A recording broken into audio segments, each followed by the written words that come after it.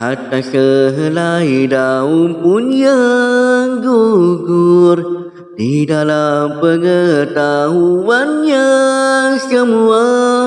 Sebutir benih jatuh di kegelapan malam, bangsa kering tertulis di dalam kitabnya yang nyata.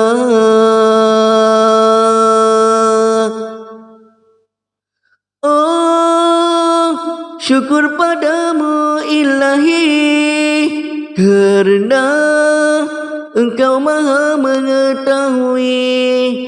Takkan mampu ku bersujud tanpa kasih-Mu.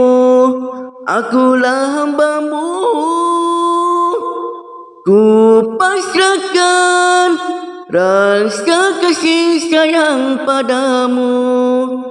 Redai aku, biar sulit atau getir, senyum meleraikan kepedihan. Itu semua anugerah dan keadilan kasih sayang buat hamba yang sentiasa diuji tahap keimanannya.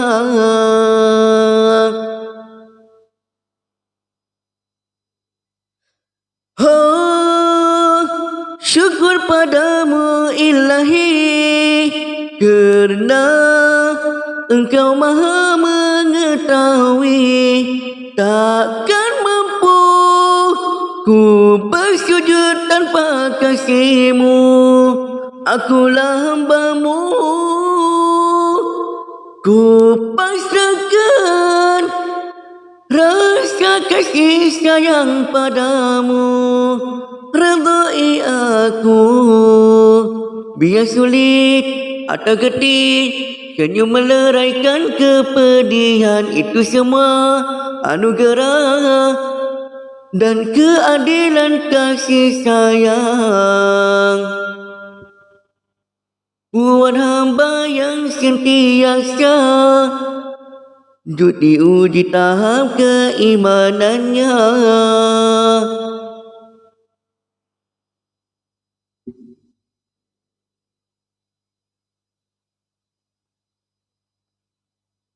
Kau yang ku puja dan kau yang ku sembah.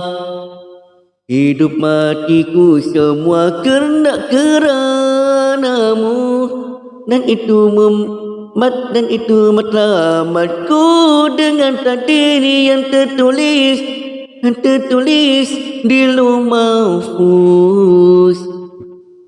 Di hamparan kasih-Ku bersujud.